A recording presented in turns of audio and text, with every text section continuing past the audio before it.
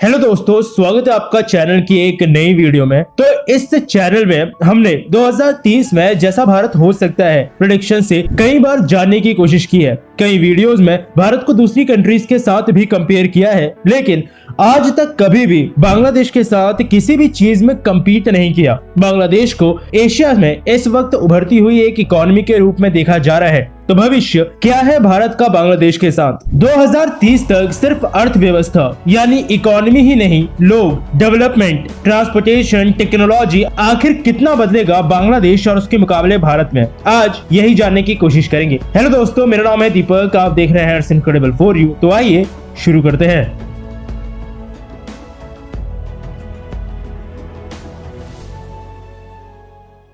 तो 2030 में चलते हैं और शुरुआत हम लोग करेंगे इकोनॉमी यानी कि अर्थव्यवस्था के साथ। आज नॉमिनल जीडीपी यानी ग्रॉस डोमेस्टिक प्रोडक्ट के मामले में ओवरऑल हम लोग काफी ज्यादा आगे हों, लेकिन एक चीज आपको पता है कि गरीबी इंडिया और बांग्लादेश में भी आज भी मौजूद है। मतलब इस वक्त IMF एस्टिमेट्स के हिसाब से 3.04 यानी 3.04 ट्रिलियन डॉलर से ज्यादा है हमारी इकोनॉमी। कम नहीं होती है, लेकिन फिर पॉपुलेशन भी उतनी ही आ जाती है और ये प्रॉब्लम शायद हमें 2030 तक सबसे ज्यादा इंपैक्ट करने वाली है। बात करें बांग्लादेश की तो 410 बिलियन डॉलर्स इस वक्त एस्टिमेटेड नॉमिनल जीडीपी है बांग्लादेश की, लेकिन 2030 में कितनी होंगी सबके अपने अपने एस्टिमेट्स हैं। एक यूके बेस्ड फर्म ने बोला है कि 2030 तक बांग्लादेश जीडीपी के मामले में 760 बिलियन डॉलर्स यानी 760 बिलियन डॉलर्स को क्रॉस कर जाएगा। द प्रिंट के हिसाब से 2030 तक बांग्लादेशी भारतीयों से ज्यादा अमीर होंगे, जबकि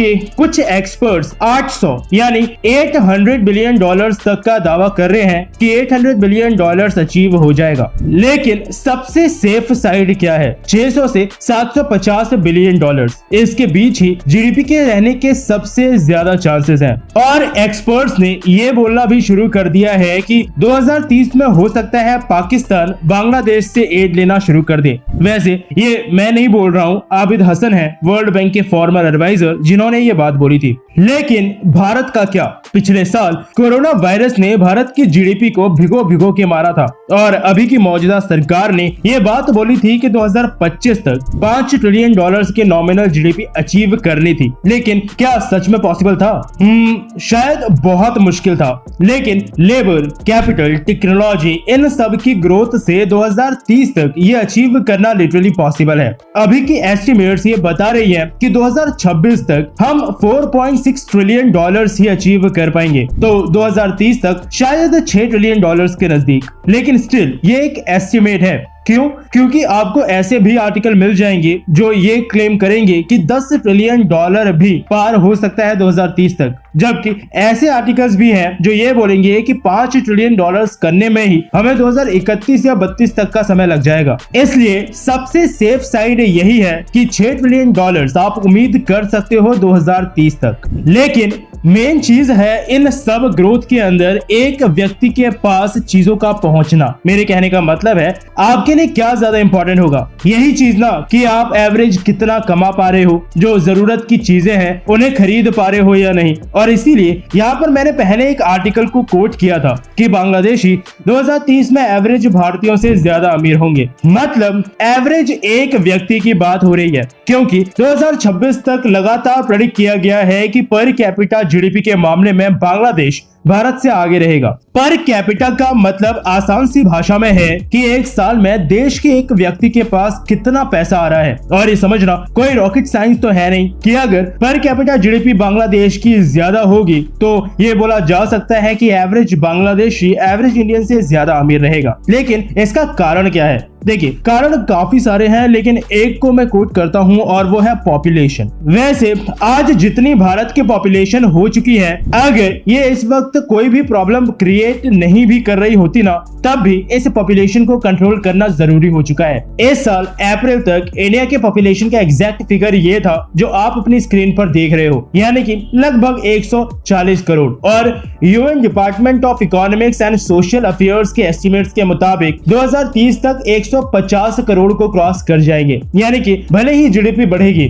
लेकिन खाने वाले लोग भी देश में उतने ही बढ़ जाएंगे। बांग्लादेश की बात करें तो उनकी पॉपुलेशन इस वक्त 16.6 यानी 16.6 करोड़ के आसपास है और 2030 तक कितनी होगी? लगभग 17.8 करोड़ के आसपास। तो फिर एक और सबसे इंपॉर्टेंट चीज जो इस वक्त इंडिया में है वो है पॉपुलेशन को कंट्रोल करना। इसको एक देश बनाकर रखना है फ्यूचर में, लेकिन अभी से ही अगर स्ट्रॉन्ग स्टेप्स नहीं लिए गए तो इंडिया के हालात फ्यूचर में एक ओवरक्राउडेड धर्मशाला जैसी हो जाएगी और फिर पेपर पर कितना भी जीडीपी या पैसा हम लोग दिखा दें, जमीनी हकीकत पर वो चीज ढूंढने से भी नहीं मिलेगी। अब अभी आप लोगों को लग सकता है या आप लोग सोच रहे होंगे कि शायद आज इंडिया को ही रोस्ट करने के मूड से आया हूँ, पहले पर कैपिटा फिर उसी बहाने पॉपुलेशन से भी इंडिया पे ही टारगेट कर रहा हूँ, लेकिन इनमें स्टेप्स उठाना अब जरूरी हो चुका है और गवर्नमेंट के स्ट्रॉन्ग स्टेप्स उठाने बहुत जरूरी है। इस चीज पर यह देखने की जरूरत नहीं है कि लोग कैसे रिएक्ट कर रहे हैं, ये चीज अब नेसेसिटी बन चुकी है क्योंकि कुछ लोग हर चीज में ही प्रोटेस्ट करेंगे लेकिन फिर भी फ्रीडम उनको अफगानिस्तान के तालिबान के अंडर ही ज्यादा दिखेगी।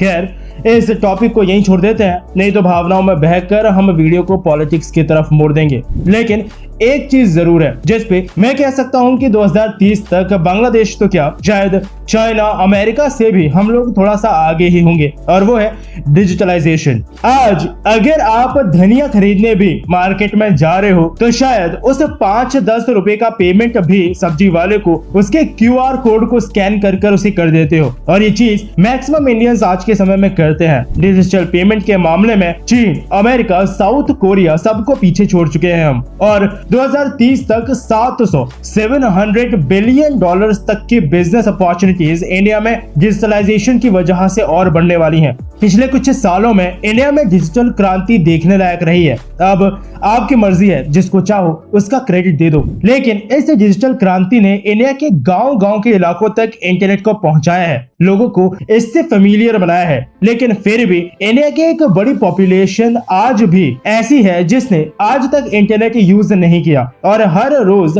नए नए लोगों तक इंटरनेट पहुंच रहा है। तो सोचिए, इंडिया में भी आज वो करोड़ों लोग जिनके पास आज इंटरनेट नहीं है, जब वो इंटरनेट से फेमिलियर होंगे, फ्यूचर में इसके बारे में जानेंगे, तो हमारी कंट्री का डिजिटल फ्यूचर कितना ब्राइट होगा। और मेरे हिसाब से ये वो चीजें हैं जिनमें इन्वेस्टमेंट कभी भी बुरा नहीं होता। जब ये डिजिटल इंडिया की बात हुई थी तो मुझे याद है कि पार्लियामेंट में एक पॉलिटिशियन ने बोला था कि ये इंडिया में पॉसिबल ही नहीं है। एक छोटा सा सब्जी वाला, एक छोटा सा गांव जहां लोगों को इंटरनेट नहीं पता, उनके पास बैंक अकाउंट नहीं है, उस कंट्री में डिजिटलाइजेशन आखिर होगा कैसे? खैर, हुआ या नहीं ये तो आपने देख ही लिया, क्योंकि फर्क सिर्फ सोच और अप्रोच का होता है और थैंक गॉड वो उस वक्त गवर्नमेंट में पावर में नहीं थे। वैसे पावर में तो खैर वो आज भी नहीं है 2024 में।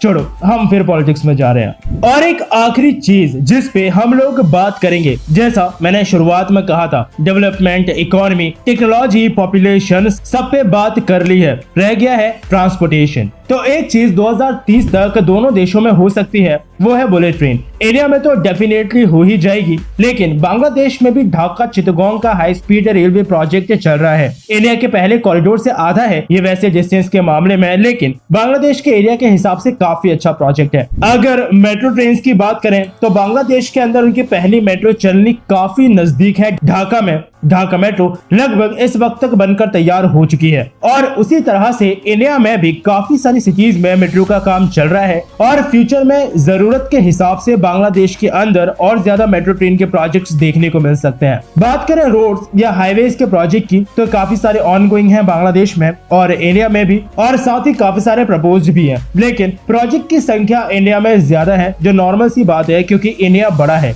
लेकिन एक्चुअल में इंडिया में रफ्तार भी प्रोजेक्ट की कंप्लीट होने की ज्यादा है। मतलब स्पेशली रोड्स और हाईवे प्रोजेक्ट्स की बात कर रहा हूँ क्योंकि हमारे पास बॉब द बिल्डर है, लेकिन बांग्लादेश के पास नहीं है। और अगर 2030 की बात कर ही रहे हैं तो फ्यूचर ट्रांसपोर्टेशन की भी बात कर लेते हैं, जिसमें पहला है हाइपरलूप। इंडिया में कब तक आएगा? शायद 2028 तक पॉसिबल है वर्जिन हाइपरलूप के हिसाब से, लेकिन फिर भी प्रोजेक्ट में कुछ क्लियर नहीं है। बांग्लादेश में कोई भी इंफॉर्मेशन नहीं है हाइपरलूप को लेकर, क्योंकि शायद कंट्री इतना बड़ा है ही नहीं कि उन्हें एकदम हाइपरलूप की जरूरत पड़े, 2-4 हाई स्पीड रेल के ही कॉरिडोर्स बिछा दें तो लगभग पूरी कंट्री कवर हो जाएगी। और इंडिया में थोड़ा बहुत पॉड टैक्सी और एयर टैक्सी इन सब को लेकर भी बातें हो रही थी, लेकिन क्या होगा यह मैं कुछ अभी कॉन्फिडेंटली नहीं बोल सकता। अभी की लेटेस्ट न्यूज के हिसाब से उत्तर प्रदेश में सबसे पहली पॉड टैक्सी सर्विसेज आ सकती हैं, जो कि जिवार एयरपोर्ट जो कि बनने वाला है उसे प्रपोज्ड फिल्म सिटी तक जोड़ेगी। मतलब खैर सपने तो बहुत है, जैसे जिवार एयरपोर्ट बनाना है, लगभग सबसे बड़ा एयरपोर्ट इंडिया में, उससे semi high speed rail connect करनी है, शायद मेट्रो भी कनेक्ट होगी, पॉड टैक्सी सर्विसेज शुरू होंगी। अब क्या क्या हो जाएगा दोनों ही कंट्रीज में वो तो फ्यूचर ही बताएगा। तो बस अभी के लिए इस वीडियो में इतना ही। मिलता हूँ आपसे एक और नई इंटरेस्टिंग टॉपिक की एक नई वीडियो के साथ। तब तक के लिए अलविदा।